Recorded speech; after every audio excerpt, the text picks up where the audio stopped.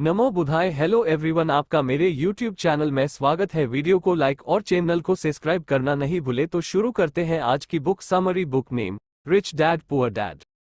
आज से 20 साल पहले बीटल्स ने द 1 जून 1967 को सरजेंट papers lonely hearts club band album release किया। ये तुरंत सफल हो गया, वाणिज्यिक और आलोचनात्मक सफलता के शिखर पर पहुंच गया। ये एल्बम इंग्लैंड में एल्बम चार्ट के शिखर पर 27 सप्ताह रहा और अमेरिका में 15 सप्ताह तक नंबर 1 रहा। टाइम मैगजीन ने सरजेंट पेपर्स को संगीत की प्रगति में एक ऐतिहासिक मोड़ कहा था। इसने 1968 में 4 ग्रैमी अवार्ड्स जीते, साथ ही एल्बम ऑफ द ईयर भी जीता। ये सम्मान पाने वाला ये पहला रॉक एल्बम था।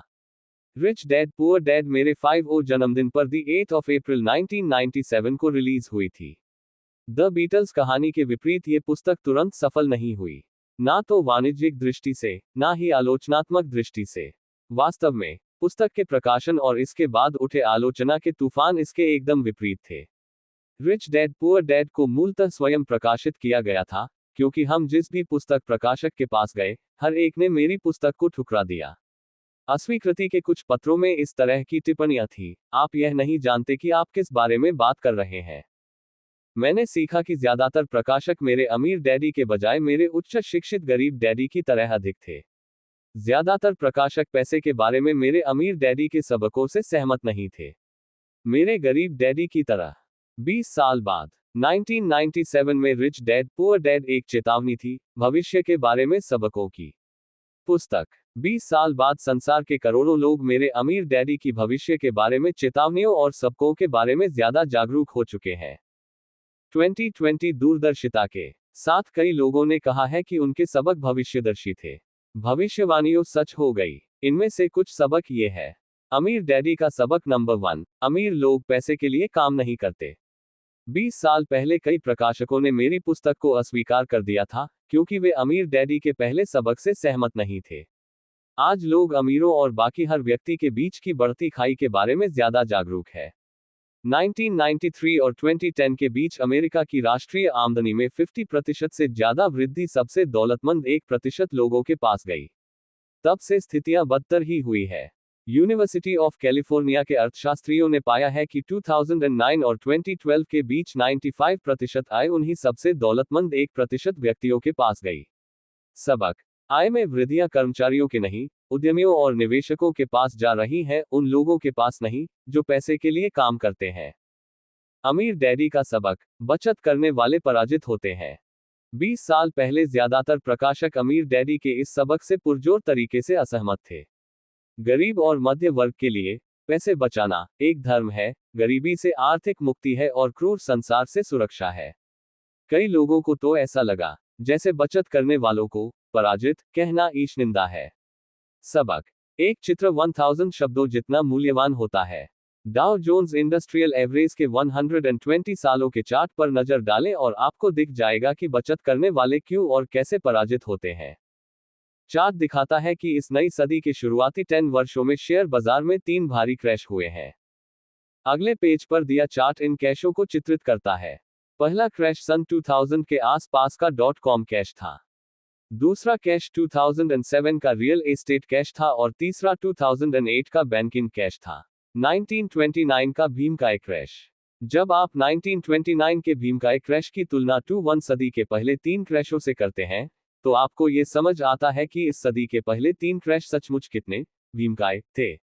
नोट छापना। नीचे दिया चार्ट दिखाता है कि हर कैश के बाद अमेरिकी सरकार और फेडरल रिजर्व बैंक ने नोट छापना शुरू कर दिया। अमीर को बचाना। 2000 से 2016 के बीच अर्थव्यवस्था को बचाने के नाम पर पूरे संसार के बैंक ब्याज दरों में कटौती करते रहे और नोट छापते रहे। हालांकि हमारे लीडर हमें ये विश्वास दिलाना चाहते थे कि वे संसार को बचा रहे थे, लेकिन सच्चाई तो ये थी कि अमीर लोग खुद को बचा रहे थे और गरीब तथा मध्यवर्गीय लोगों को बस के नीचे फेंक रहे थे। आज कई देशों में ब्याज दर 0 से भी कम है, इसीलिए बचत करने वाले पराजित होते हैं। आज सबसे ज्यादा पराजित लोग गरीब और मध्यवर्गीय हैं, जो पैसे के लिए काम करते हैं और पैसे बचाते हैं। अमीर डैडी का सबक: आपका मकान संपत्ति नहीं है। 20 साल पहले 1997 में मुझे अर्वीकृति की पर्ची भेजने वाले हर प्रकाशक ने अमीर डैडी के इस सबक की आलोचना की कि आपका मकान संपत्ति नहीं है। 10 साल बाद 2007 में जब सबप्राइम कर्जदारों ने अपने सबप्राइम मॉर्गेज की किस्त चुकाना बंद कर दी, तो संसार का रियल एस्टेट बुलबुला फूट गया और करोड़ों मकान मालिकों को इस सबक की सच्चाई कठोर तरीके से सचमुच संपत्ति नहीं था पता चली। उनका मकान असली समस्या। ज्यादातर लोग यह नहीं जानते कि रियल एस्टेट कैश वास्तव में रियल एस्टेट कैश नहीं था। रियल एस्टेट कैश गरीब लोगों की वजह से नहीं हुआ था, ये तो अमीरों की वजह से हुआ था। अमीरों ने वित्तीय जुगाड़ करके डेरिवेटिव्स नामक प्रोडक्ट बनाए जिन्हें वॉरेन बफे ने सामूहिक वित्तीय विनाश के हथियार कहा है। जब सामूहिक विनाश के इन वित्तीय हथियारों में विस्फोट हुआ, तो रियल एस्टेट मार्केट क्रैश हो गया और दोष गरीब सबप्राइम कर्ज लेने वालों पर मढ़ा गया। 2007 में वित्तीय डेरिवेटिव्स में लगभग $700 ट्रिलियन थे। आज यह अनुमान लगाया जाता है कि वित्तीय डेरिवेटिव्स में $1.2 क्वाड्रिलियन है। दूसरे शब्दों में, असली समस्या कम नहीं हुई है, बल्कि ज्यादा बढ़ गई है। अमीर डैडी का सबक। अमीर लोग कम टैक्स क्यों देते हैं? 20 साल पहले कई प्रकाशकों ने ये उजागर करने के लिए रिच डैड पुअर डैड की आलोचना की थी कि अमीर लोग टैक्स में कम कैसे और क्यों देते हैं। एक ने कहा कि ये सबक गैर कानूनी है। 10 साल बाद 2007 में राष्ट्रपति बराक ओबामा पूर्व गवर्नर मिट रोमनी के खिलाफ पुनर्चुनाव के लिए खड़े हुए। जब यह उजागर किया गया कि राष्ट्रपति ओबामा ने अपनी आमदनी का लगभग 30% टैक्स में दिया और गवर्नर रोमनी ने 13% से कम दिया, तो मिट रोमनी की वह नीचे गिरने वाली ढलान शुरू हुई, जिसके बाद वे चुनाव हार गए। एक बार फिर टैक्स 2016 के अमेरिकी राष्ट्रपति चुनाव में केंद्र बिंदु बन गया। मिट रोमनी और राष्ट्रपति डोनाल्ड ट्रंप कानूनी रूप से कम टैक्स क्यों देते हैं, ये पता लगाने के बजाय गरीब और मध्यवर्गीय लोग नाराज हो जाते हैं। हालांकि राष्ट्रपति ट्रंप गरीबों और मध्य वर्ग के लिए टैक्स कम करने का वादा करते हैं, लेकिन सच तो यह है कि अमीर लोग टैक्स में हमेशा कम चुकाएंगे। अमीर लोग कम टैक्स देते हैं, इसका कारण अमीर डैडी के सबक क्रमांक 1 में मिलता है। अमीर लोग पैसे के लिए काम नहीं करते। जब तक कोई व्यक्ति पैसे के लिए काम करता है, वह टैक्स चुकाएगा। जब राष्ट्रपति पद की उम्मीदवार हिलेरी क्लिंटन अमीरों पर टैक्स बढ़ाने का कन्या कर रही थी, तो वे असली अमीरों पर नहीं, बल्कि ऊंची आमदनी वाले लोगों जैसे डॉक्टरों, अभिनेताओं और वकीलों पर टैक्स बढ़ाने का वादा कर रही थी। 20 साल पहले, हालांकि रिच डैड पुअर डैड तुरंत सफल नहीं हुई, जैसे कि the Beatles Sergeant Pepper's album हुआ था, लेकिन रिच डैड पुअर बैंड वर्ष 2000 तक वह न्यूयॉर्क टाइम्स बेस्टसेलर सूची में पहुंच गई और लगभग 7 साल तक उस सूची में बनी रही। इसके अलावा वर्ष 2000 में ओपरा विनफ्रे का फोन आया। मैं पूरे 1 घंटे तक ओपरा कार्यक्रम में रहा और जैसा लोग कहते हैं, बाकी इतिहास है। रिच डैड पुअर डैड इतिहास की नंबर 1 व्यक्तिगत वित्त पुस्तक बन चुकी है और पूरे संसार में रिच डैड सीरीज की लगभग 4 करोड़ पुस्तकें बिक चुकी है। क्या सचमुच कोई अमीर डैडी थे? करोड़ों लोगों ने पूछा है, क्या सचमुच कोई अमीर डैडी थे? इस प्रश्न का जवाब देने के लिए आप अमीर डैडी के बेटे माइक की बातें सुन सकते हैं, जब ये रिच डैड रेडियो शो पर अतिथि के रूप में आए थे। आप richdadradio.com पर जाकर वह प्रोग्राम सुन सकते हैं। Rich dad graduate school. Rich dad poor dad 50 संभव सरल लिखी गई थी, ताकि हर व्यक्ति मेरे अमीर डैडी के सबकों को समझ सके।